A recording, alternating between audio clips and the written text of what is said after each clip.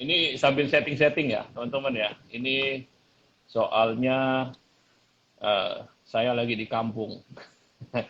Mas Ferdi, Halo, Coach Johan. aman Hai, di sana? Oh, aman. Aman di Coach Ferdi, Jakarta. Coach Ferdi nggak pulang kampung nih soalnya nih. Kampungnya Jakarta.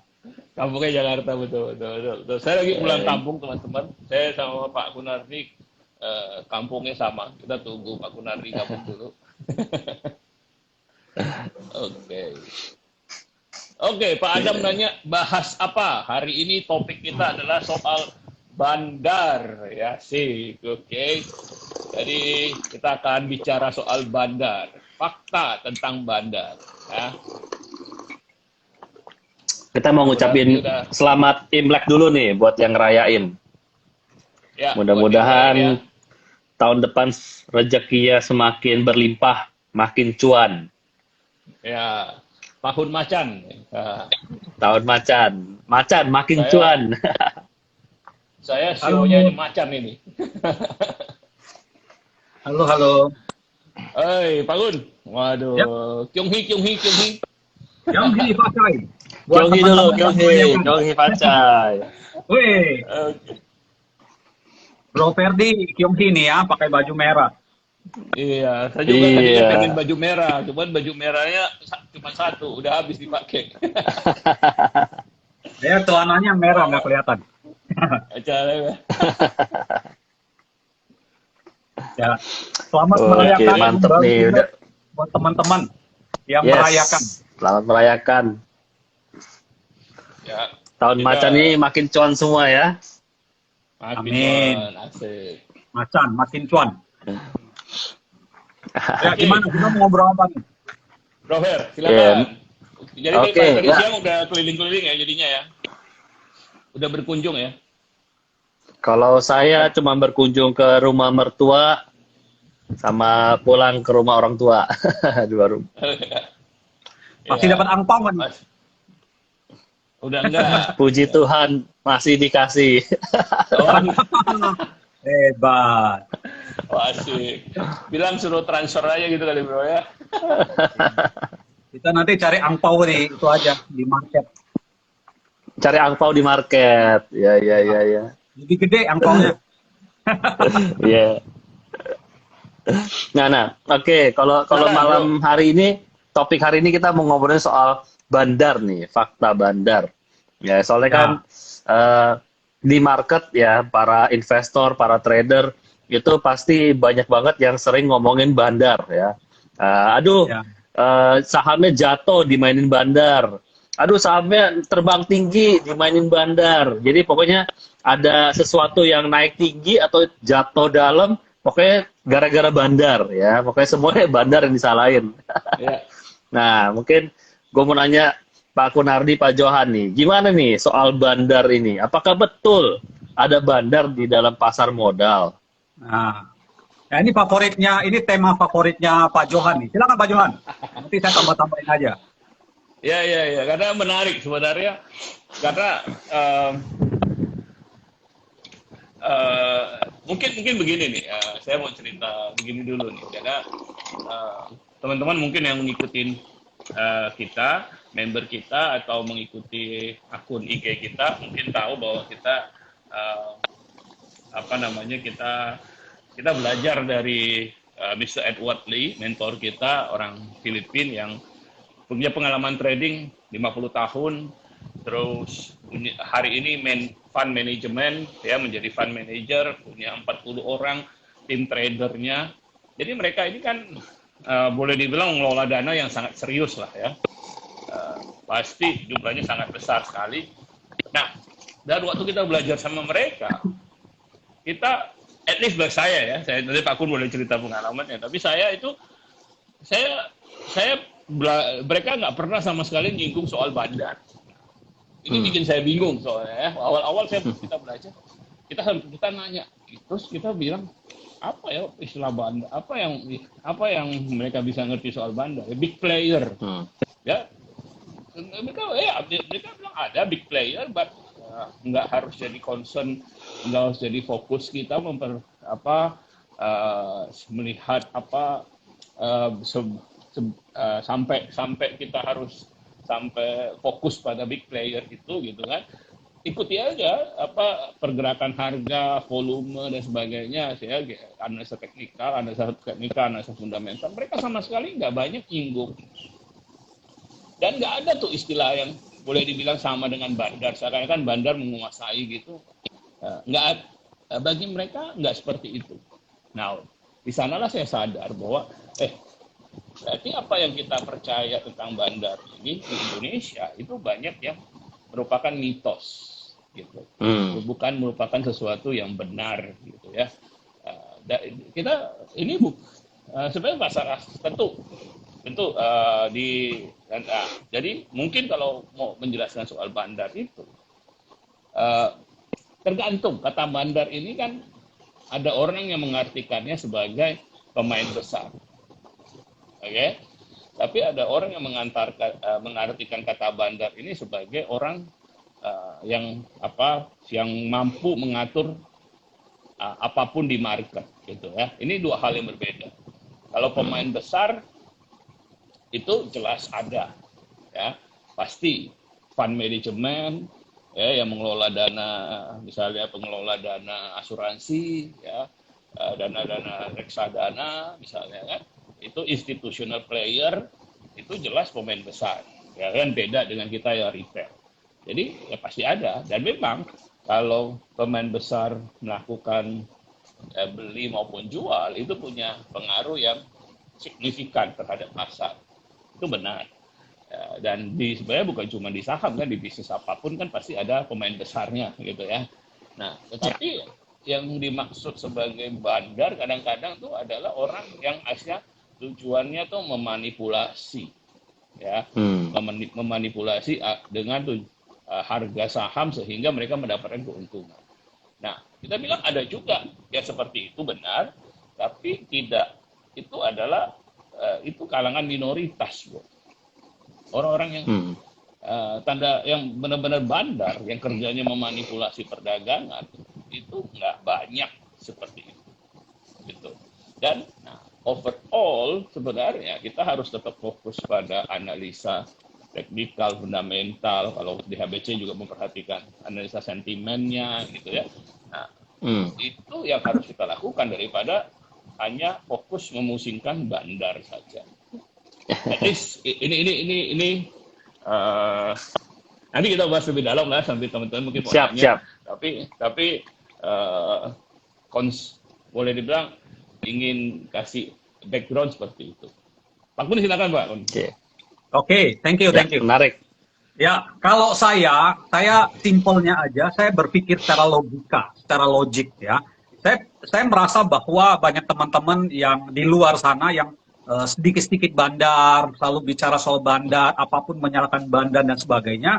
Saya rasa ada beberapa alasan. Alasan yang pertama dan utama adalah kurang pengetahuan atau ya kurang terdidik. Market kita kurang terdidik ya. Nah, itu sebabnya salah satunya kenapa salah satu fokus utama HBC adalah kita memberikan edukasi ya. Nah, karena kurang karena kurang terdidik masyarakat kita, sehingga sangat gampang untuk dipengaruhi ya. Karena kalau Anda tahu secara gambaran ya, atau secara logika rasanya tidak mungkin ada bandar. Mungkin ya kalau itu adalah saham-saham dengan kapitalisasi pasar yang kecil. Tapi kalau untuk saham-saham yang kapitalisasi besar akan sangat sulit dibandari. Ya, saya sebagai contoh, mungkin sedikit background buat teman-teman yang baru, yang belum terlalu mengerti dengan gambaran dari market Indonesia. Nah, saat ini di Bursa Efek Indonesia itu ada sekitar 700-an saham ya. Setiap tahun selalu ada saham-saham atau perusahaan-perusahaan yang IPO atau menjual sahamnya. Nah, saat ini kurang lebih ada sekitar 700-an. Dan uang yang beredar di pasar saham Indonesia itu sudah berkisar angkanya 7.000 hingga 8.000 triliun. Triliun loh ya. 1 triliun itu 1.000 miliar ya. Jadi itu angka yang sangat besar. Kalau Anda bandingkan dengan APBN Indonesia yang sekarang udah 2.000-an ya, hampir 3.000 triliun, ini berarti tiga kali lipatnya daripada APBN. Berarti itu angka yang sangat besar. Nah, itu yang pertama. Sehingga kalau Anda ingin bandar, Anda ingin membandari saham atau IHSG, rasanya tidak mungkin. Anda perlu dana berapa ribu triliun untuk bisa menjadi bandar. Nah, sekarang pertanyaannya adalah, pertanyaan pertama, berapa banyak orang Indonesia yang punya uang atau dana triliunan? Ya, kalau Anda punya dana triliunan, Anda sudah termasuk orang terkaya di Indonesia. Ya. Dan itu kan hitungannya nggak banyak. Anda boleh sebutin paling ya yang kelompok-kelompok atas yang punya Hartono, yang punya BCA dan segala macam. Nah, itu yang pertama, sehingga terlalu besar. Itu yang pertama. Yang kedua adalah kalau kita lihat ya saham-saham yang punya kapitalisasi besar, yang seringkali mempunyai bobot yang sangat besar di IHSG, itu kapitalisasi pasarnya besar. Artinya uang yang beredar di saham tersebut besar. Contoh, BCA kapitalisasi pasarnya 800-an triliun. Ya. Kalau kapitalisasi pasarnya 800 triliun, transaksi hariannya ratusan miliar, bahkan kadang-kadang triliunan setiap hari tuh ya transaksinya, keluar masuk, orang jual beli. Pertanyaannya lagi sama ya, Anda punya uang berapa atau berapa banyak orang yang punya uang triliunan atau ratusan miliar yang mempermainkan saham tersebut. Ya Anda bilang yang kapitalisasi besar BCA, BRI, Telkom ya. Sehingga sangat sulit untuk dibandari. Yang paling mungkin dibandari adalah saham-saham yang Anda pasti jarang dengar ya. Saham-saham yang kapitalisasi pasarnya kecil ya, yang angkanya miliaran dan segala macam. Mungkin itu bisa. Nah, seringkali karena kurang pengetahuan, cuma karena satu atau dua saham-saham kecil ya, dan itu di blow up ya, dibikin heboh. Wah, saham ini ditarik ke sekian. Coba lihat angka. Tapi kalau Anda Anda ngerti lihat volume dan segala macam, itu jelas-jelas ketahuan ya memang maksudnya ada yang bandar tanda kutip dipermainkan untuk maksudnya membuat market melihat wah ini saham bagus segala macam sehingga mereka berbondong-bondong ya, takut FOMO ya, fear of missing out, mereka mulai masukin duit dan segala macam sehingga mereka nyangkut di sana. Tetapi itu cuma 1 dari sekian banyak persen, ya, atau 2-3% ya. Nah itu yang seringkali di blow up, seringkali dibesar-besarkan. Nah dan seringkali itu juga karena media kan seringkali mencari berita. Nah buat media itu bad news is a good news. Artinya berita-berita yang jelek, yang bikin heboh, yang kontroversial, itu yang orang suka baca. Dan seringkali orang baca cuma headline, ya saham ini naik sekian ratus persen, wah dan segala macam itu bikin heboh sehingga wah ini kalau gue beli saham. Jadi orang membayangkan bahwa kalau saham ini bisa naik ratusan persen, kalau gue taruh duit misalnya 10 juta di saham tersebut, wah duit gue dalam waktu 1-2 minggu bisa berkali-kali lipat, wah gue bisa kaya. Nah orang karena kenapa? Orang membaca itu tanpa punya basic pengetahuan, sehingga sangat gampang bicara, ini ada bandarnya. Ya. Padahal saham-saham yang punya kapitalisasi pasar kecil, Anda sulit untuk masuk uang besar. Begitu Anda masuk uang besar, ya, angkanya dari mulai puluhan juta, ya, Anda begitu masuk puluhan juta, itu langsung ketahuan. Nah, ini ada orang kejebak. Ya. Begitu ada puluhan juta masuk ke saham tersebut, ada dana yang cukup besar, itu saham tiba-tiba berhenti dan akhirnya turun. Nah, itu yang bikin nyangkut. Dan itu yang seringkali di blow up. Ya. Nah, itu pandangan saya. Menurut saya karena kekurang pengetahuan. Oke, lanjut, bro. Ya, thank you. Mungkin kalau gua rangkumkan ya, dari penjelasan Pak Johan dan Pak Kunardi, dari Pak Johan tadi, bahwa terjadi misinterpretasi, mispersepsi tentang istilah bandar yang di pasar. Di pasar kirain market kita itu didriven oleh bandar. Jadi bandar ini menggerakkan pasar ya. Harganya naik, harganya turun ya. Tapi penjelasannya Pak Johan bahwa memang betul ada pemain besar ya, pemain besar seperti institusional yang punya uangnya banyak gitu ya. Dan kalau punya uangnya banyak ya bisa ya, artinya beberapa saham kalau mereka masuk ya harganya mungkin bisa bergerak gitu. Tapi mereka sebenarnya bukan bandar ya, karena institusi yang punya uang banyak gitu ya. Dan juga memang juga ada segelintir orang yang tadi Pak Johan bilang yang suka goreng-menggoreng gitu ya. Kalau kita kaitkan dengan Pak Kunardi cerita tadi kan, kalau kita bicara saham-saham kapitalisasi besar seperti BCA, itu kan sangat sulit untuk digerakkan karena nggak semua orang punya uang kapitalisasi sebesar itu. Ya paling cuma institusional gitu ya. Sementara kalau orang-orang individual ini mau menggerakkan ya pasti masuknya saham-saham gorengan yang kita nggak kenal, yang kapitalisasinya kecil. Ya jadi itu mungkin segitu rangkumannya ya. Nah pertanyaan saya tadi Pak Johan kan bilang yang penting fokusnya adalah tetap ngikutin fundamental analysis, kayak technical analysis, sentiment analysis gitu ya. Tapi di luar sana gue pernah dengar bahwa kalau misalnya kita konsep yang menggerakkan pasar ini ya, istilah konsep bandar ini ya, kita tinggal ikut aja uang besar masuk ke saham mana gitu. Jadi kalau ada uang besar masuk ke saham tertentu, uang besarnya beli, ya kita ikutan beli. Karena dia beli akan selama beberapa hari dia akan beli dan akan naik gitu. Tapi kalau uang besarnya keluar jual, kan bertahap jual. Nah kita ikutan jual. Jadi kita nggak usah pakai analisa lain, analisa itu aja tuh. Nah itu gimana tuh? Itu kan ada yang menyebutnya bandarmologi, ya kan? Iya. Terus ya dinamakan bandarmologi dan bahkan bahkan dibilang Anda nggak perlu pakai analisa teknikal, yang penting analisa bandarmologi, katanya gitu ya. Nah, saya sebenarnya ya ini sebenarnya ingin bilang bandarmologi itu ini kreativitas orang Indonesia ini, ya teman-teman. Boleh baca buku dari luar negeri, nggak ada bandarmologi. Tapi setelah saya dalami, ternyata yang sering disebut bandarmologi itu sebenarnya analisa daripada volume transaksi. Nah, kan di dalam indikator ada namanya volume, ya. Volume itu indikator analisa teknikal yang menunjukkan berapa banyaknya saham yang ditransaksikan, ya kan, atau ditradingkan, ya. Nah, ada analisanya. Kita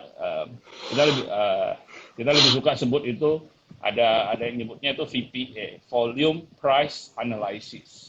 Itu suatu hal yang memang menganalisa pergerakan pemain besar, gitu ya. Tapi ada bukunya juga ya dalam bahasa Inggris ya, buku VPA Volume Price Analysis, tapi dia tidak pernah mengklaim bahwa Anda cukup menganalisa VPA aja, nggak perlu analisa teknikal yang lain. Tidak juga, gitu ya. Karena kenapa demikian? Karena ketika ini kita ngomong VPA ya, yang sering kadang-kadang disebut bandarmologi, tapi bandarmologi itu yang dikenal oleh kebanyakan orang Indonesia, banyak yang sudah bukan VPA saja, tapi sudah ditambahkan dengan macam-macam mitos, ya, kayak asing, ya, investor asing menguasai IHSG, investor asing itu kong kali kong lah istilahnya ya, apakah IHSG naik, IHSG turun, kembali di pokoknya ini salahnya investor asing. Nah itu bagian-bagian itu digerakkan oleh asing ya. Iya, tapi VPA-nya itu masuk akal, VPA-nya itu masuk akal, meskipun harus kita perhatikan bahwa ini adalah analisa. Ya, misalnya misalnya ketika kita melihat suatu harga saham naik gitu, tapi volumenya kecil, atau harganya makin naik, volumenya makin kecil. Ya, volume ini berarti jumlah transaksi kan, kenapa harganya bisa naik kalau volumenya makin kecil? Itu tuh kan tidak, kalau di ilmunya VPA kita sebutnya ini anomali, tidak wajar, ya kan? Seperti kalau ini ya, Lebaran atau Imlek, beli ayam harganya naik, gitu ya. Itu kan Harganya wajar, turun kalau betul nggak, bro? anomali. Iya kan, iya. Kalau nggak, aku mau bilang kalau harganya naik itu kan wajar, betul ya? Ya. Ya, tapi kalau misalnya hari biasa harganya naik, ya kan, padahal nggak ada kejadian apa-apa, nggak ada demand yang makin besar, tahu-tahu harganya naik, kan kita perlu bertanya, ini anomali, tidak wajar kan, betul? Ini kenapa tiba-tiba naik gitu? Itu namanya anomali. Nah di pasar juga demikian. Kalau kita lihat kenaikan harga yang luar biasa, tapi volumenya tidak mengkonfirmasi, ya kan, kita bilang nggak masuk akal gitu.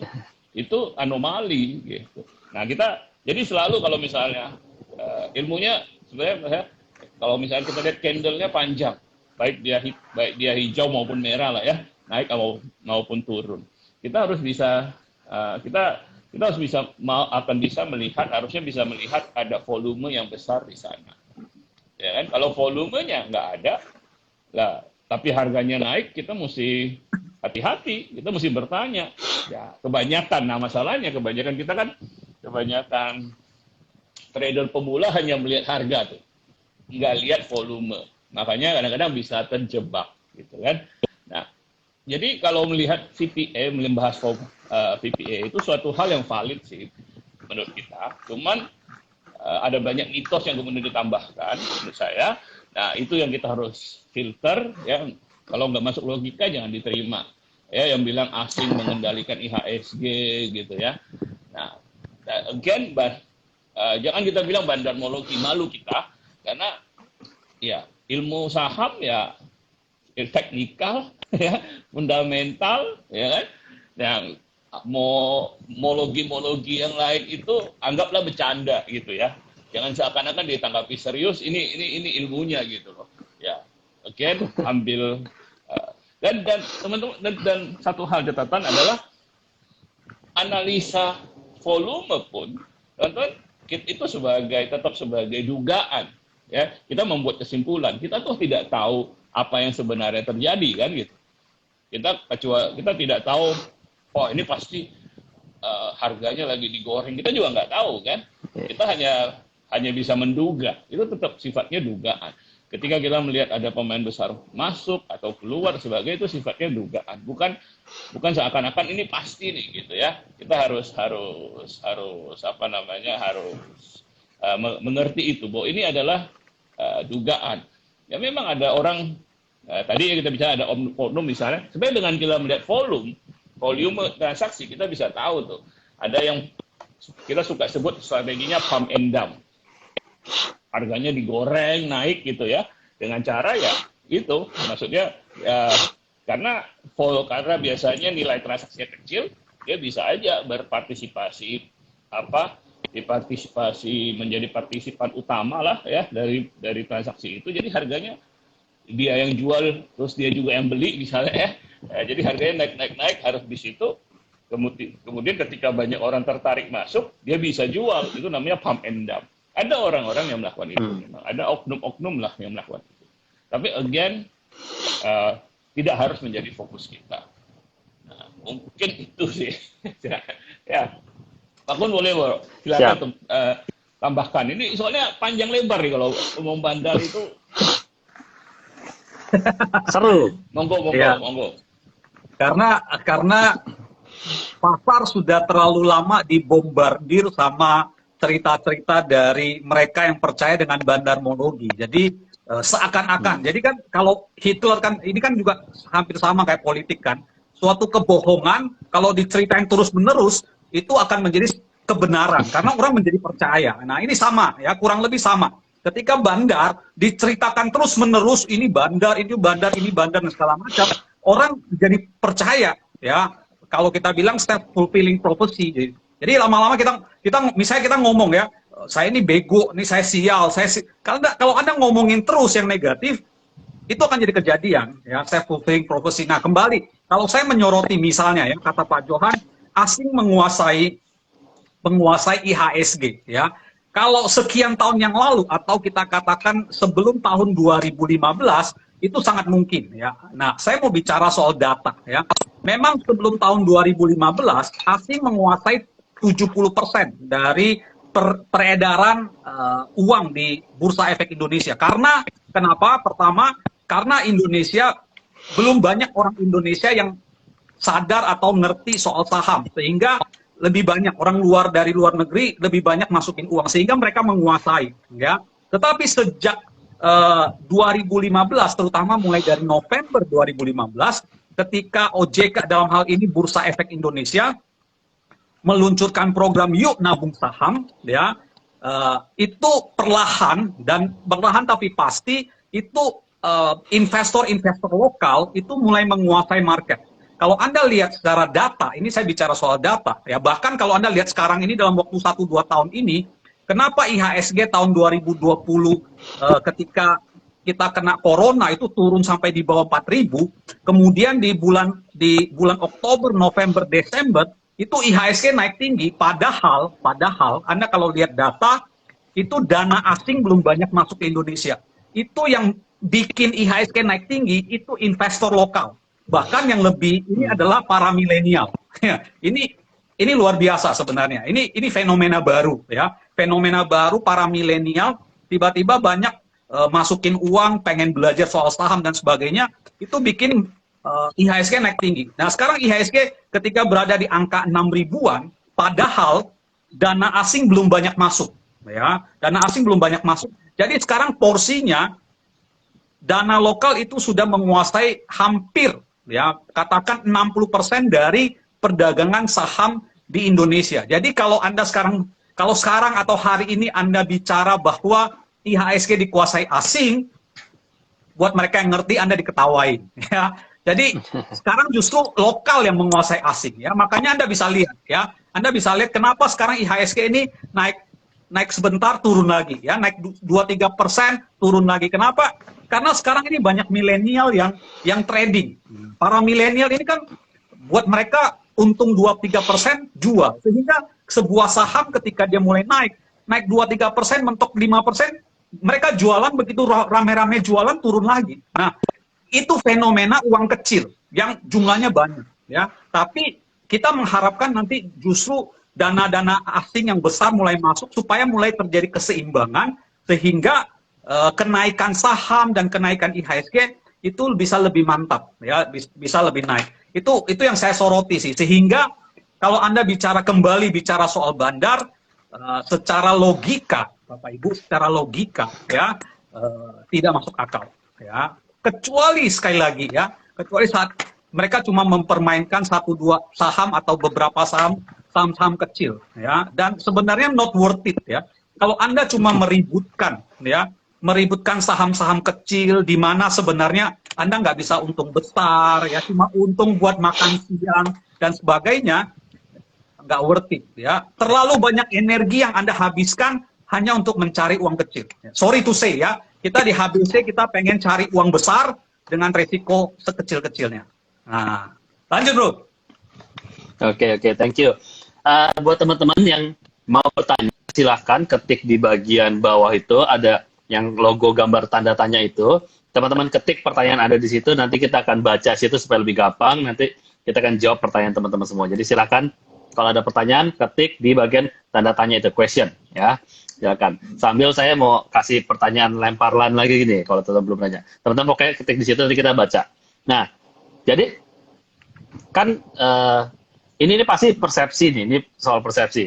Kalau tadi Pak Kunardi bilang, kalau kita ngikutin kayak saham-saham kecil itu dapat untungnya kecil, tapi kan kalau dibilang kan, kalau kita ngikutin bandar itu kan nanti waktu mereka naik bisa arah gitu, bisa dapat 20% gitu, bisa dapat 30% per saham. Masa itu uang kecil, Pak Kunardi? Mungkin bisa ceritain lebih lanjut nggak? Ya. Saya ya, oke.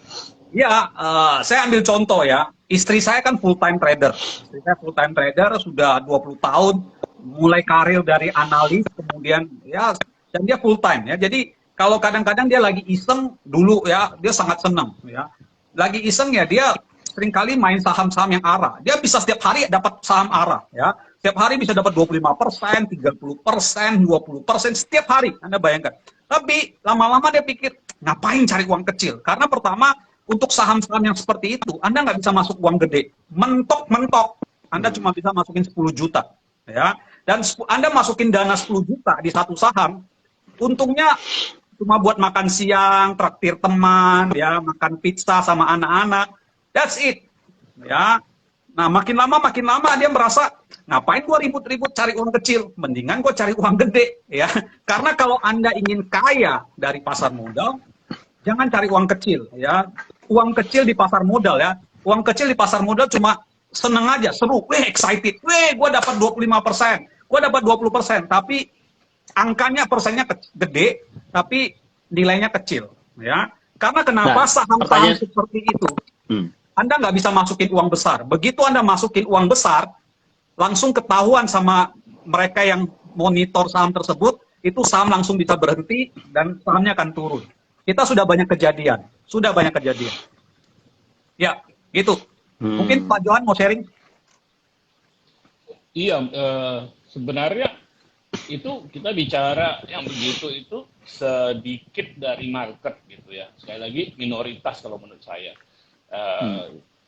Ya kan, karena kalau misalkan kita bilang big player, misalkan kita bilang institutional player, pengelola fund manager gitu kan, seperti mentor kita, dia pernah diajak juga untuk jadi bandar ya, pam endam ya, tapi dia nggak mau gitu, karena ngapain gitu, dia itu menjebak para retail, ya mungkin ada keuntungan sekali pukul, tapi sekali lagi reputasi dia jelek ya kan, bisnis bener sebagai fund manager mengolah fund yang bener aja udah untung banget, udah kaya raya, ngapain melakukan hal-hal yang begitu gitu. Begini kan, bagi orang kaya kan, seperti dia kan reputasi penting gitu ya. Nah jadi ini harus dilihat bahwa yang melakukan hal-hal seperti goreng-goreng saham ini, teman-teman, itu minoritas gitu. Tapi sekali lagi, kalau Anda ingin faktanya dan sebagainya, ya kecuali kita Bursa Efek Indonesia ya bisa menyelidiki, ya kita nggak tahu lah ya. Tapi pakai logika aja kita. Kalau Anda punya uang besar, ngapain menjebak-jebak pemain retail kan gitu ya, memanipulasi harga saham dan sebagainya. Itu belum lagi kalau kemarin kan ada yang bandar-bandar yang misalnya kena kasus dan sebagainya kan gitu kan bahaya juga gitu. Nah, again, kita pemain besar ini juga akan tetap dan mereka akan hati-hati ya, kayak teman-teman kita yang mengelola dana itu, mereka akan hati-hati saat mereka mau beli saham kan, mereka masuk dengan uang yang besar kan. Nah, mereka nggak akan masuk satu hari gitu, kecuali terpaksa ya, ada saatnya dia terpaksa kayak switching portofolio lah, kena batas deadline lah dan sebagainya, mereka harus lakukan itu. Tapi biasanya mereka akan masuk pelan-pelan kan, gitu. Ya harga, sehingga nggak akan menggoncangkan perahu gitu, nggak akan bikin harganya sampai arah gitu. Saat dia mau jual saham pun, dia nggak akan jual sekaligus gitu. Karena harganya, kalau dia jual sekaligus, harganya kan pasti akan turun gitu. Nah, pemain-pemain besar ini, ya saya lebih suka sebut pemain besar, karena bandar kan konotasinya negatif nih ya, tukang manipulasi istilahnya. Tapi kalau kita sebut pemain-pemain besar ini, mereka akan mainnya cakep gitu teman-teman ya. Kita mungkin bisa melihat, bisa menduga dengan menganalisa volume price analysis. So ini ada support dari pemain besar ya. Ini pemain besar mulai akumulasi dan sebagainya, kita bisa lihat, kita bisa menduga itu. Ya, tapi mereka akan sangat hati-hati ya, supaya tidak menggoncangkan perahu gitu, nggak akan bikin sampai ARA, ARB gitu ya. Nah, yang suka ARA, ARB itu nih, kita harus lihat ya. Tapi meskipun ARB nanti besok kita bahas ya, karena ARB kita agak lucu sekarang hari ini. Tapi pemain besar itu pun mainnya akan hati-hati sekali, dan bahkan bisa bilang kurang lincah dibandingkan kita yang retail gitu ya, karena mereka saat beli, mereka jual itu mereka harus cicil gitu belinya gitu. Ya, transaksinya harus dicicil gitu bro ya. Jadi pemain besar pun nggak bisa masuk langsung sekaligus ya. Ini oke, ini ada pertanyaan nih dari 33 Liana. Jadi saat market sideways, baiknya trading atau invest? Ya, kalau saya jawab, ketika market sideways itu kesempatan untuk invest. Ya, nomor satu. Yang saya ingin katakan pertama, kita kembali kepada basic bahwa ketika kita beli saham, ingat sebenarnya yang kita beli adalah bisnisnya. Ya, ketika kita beli saham, saham itu kan surat berharga yang menunjukkan kepemilikan dari suatu perusahaan ya. Kalau Anda ingin invest di suatu perusahaan, Anda pengen invest di perusahaan yang untung, bukan perusahaan yang rugi. Sehingga Anda perlu beli saham perusahaan yang untung, itu yang pertama. Yang kedua, fundamental don't lie ya. Fundamental don't lie ya. Fundamental itu nggak bohong. Artinya kalau perusahaan-perusahaan bagus ya, suatu saat sahamnya akan naik. It's just a matter of time, ya. Sehingga ketika lagi sideways, itu kan ya market lagi galau, sedang menentukan arahnya, sehingga dia naik turun dikit, itu kesempatan terutama untuk retail, ya, terutama untuk retail. Kenapa? Karena selama dia sideways, semakin lama, berarti kesempatan untuk nabung semakin besar. Karena ingat kita retail ini, kebanyakan kan nggak punya duit banyak, ya. Di HBC kita mengajarkan bahwa Anda sisihkan 10-20% dari income Anda, ya. Cukup 10-20% dari income Anda. Kalau dia bisa sideways sampai 5 bulan, 6 bulan, itu kesempatan Anda nabung, Anda nyicil, beli perusahaan-perusahaan yang bagus, yang fundamentalnya bagus, Anda belinya nyicil selama 5-6 bulan. Ya, karena when the time is come, ketika waktunya datang, sahamnya naik, itu saatnya Anda panen, Anda bisa menikmati hasilnya. Itu bro, lanjut. Iya. Ini ada pertanyaan soal Net TV nih, lucu nih. Biasanya kita nggak bahas saham satu persatu sih, tapi ini pertanyaannya berhubungan sama bandar, lucu. Karena baru IPO, ini kebetulan juga saya bisa lihat ininya, bisa lihat chartnya ya di sini. Kalau saya lihat ada 4 hari di sini, ada 4 hari perdagangan. Kayaknya ini tiap hari arah ya, betul ya bro? Ya, ini lagi tren nih, saham yang lagi tren, diperbincangkan. Nah, ini saya mau teman-teman analisa sendiri, jawab sendiri. Ya. Kalau teman-teman lihat saya di chart saya lihat volume hari pertama itu tinggi sekali, paling tinggi. Habis itu hari kedua, ketiga, keempat itu kurang lebih. Ya, tapi harganya naik terus. Oke, harganya naik terus.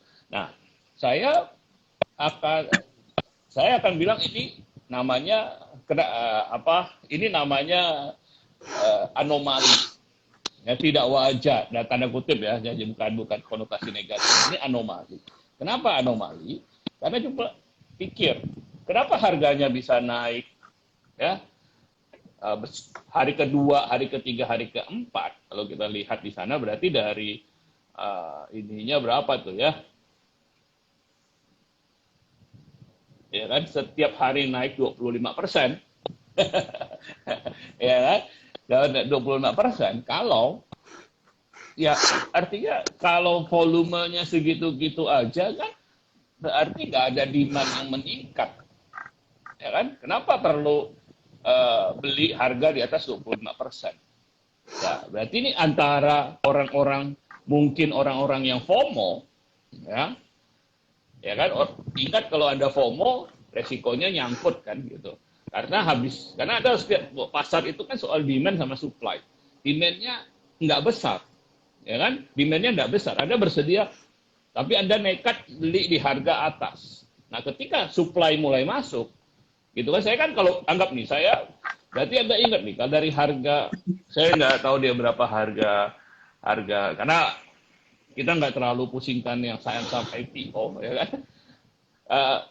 Tapi harganya udah naik tinggi kan dari IPO. Berarti yang dapat pembagian IPO itu sudah untung 100% nih. Ya, hampir 2 kali lipat. Tinggal jual kan? Ya, dia turun 50% aja saya masih untung. Saya bersedia jual juga gitu. Anda harus ingat, teman-teman. Jadi itu teman-teman juga pikir di IPO ini kita harus mengerti bahwa IPO kita sudah pernah bahas bahwa kita nggak pernah menganjurkan saham-saham yang IPO. Kenapa? Karena Anda harus ingat bahwa IPO ini adalah kesempatan satu-satunya bagi perusahaan untuk mendapatkan uang, ya kan, dengan menjual sahamnya. Ya, selain kemudian dia right issue, misalnya menerbitkan saham baru. Tapi ketika dia IPO, kalau saya perusahaan, saya mau menjual sebagian saham saya akan bikin tim marketing dong, betul nggak bro? Saya bahkan ada budget marketing dong.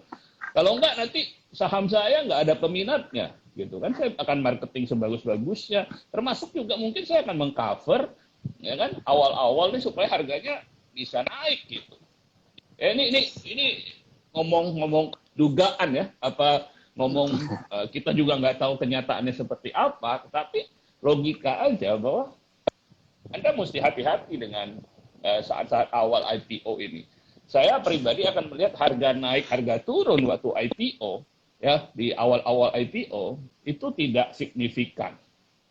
Oke, jangan buru-buru dianggap wah ini saham bagus nih, ARA terus nih. Saya akan nunggu punya waktu yang lebih panjang untuk bisa menilai hal tersebut. Gitu. Silakan, bro. Pak Kun mungkin ini memang ARA terus dia. Berhari-hari ya. Hati-hati. Kalau Saya nih ya, dari Jospar, kalau saya, informasi fundamental yang kenapa sorry nggak jelas, putus-putus. satu perusahaan. Halo. Halo, Suaranya halo. putus-putus. Ya, lanjut. Agak kurang jelas tadi. Keputus, Bro. Ya, ada pertanyaan nih ada pertanyaan di chat dari Jospar, apakah yang ada di aplikasi di sekuritas itu sudah cukup membantu tanpa perlu lagi mengkaji lebih dalam tentang fundamental suatu perusahaan? Nah, ini pertanyaan buat Bro Ferdi nih. Ahli fundamental. Ya, silakan bro. Yes. Yang jawab sekarang. Saya jawab sendiri ya. Ya. Jawabannya tidak cukup ya. Balik lagi kalau Anda pengen dapetin saham-saham yang bisa naiknya luar biasa, signifikan, atau saham-saham yang multi-bagger, indikator-indikator finansial itu aja kan mencerminkan pengalaman masa lalu, mencerminkan kinerja yang sudah terjadi.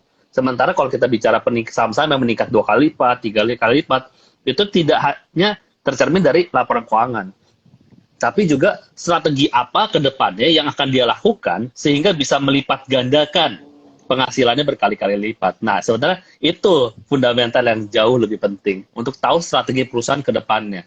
Karena itu yang akan membuat proyeksi keuangannya berkali-kali lipat. Karena kalau kita cuma ikutin rasio aja, ya kenaikannya ngikutin masa lalu, cuma 10%, 20%, ya ikutin aja. Tapi nggak akan ada lompatan yang signifikan kalau tidak membaca strategi perusahaan. Jadi jawabannya tidak cukup. Oke, Gitu. Bro Fer kayaknya mesti pamit. Kita jawab satu pertanyaan lagi, gitu. Ya. Tetap minggu ini pembahasan kita soal bandar. Jadi teman-teman besok bisa bergabung lagi. Ya, kita tetap bahas soal bandar. Apa ya? Kayaknya besok kita bahas soal ARA, ARB kalau nggak salah. Ya pokoknya urusannya mesti bandar-bandar lah. Ya, silakan kalau ada pertanyaan-pertanyaan.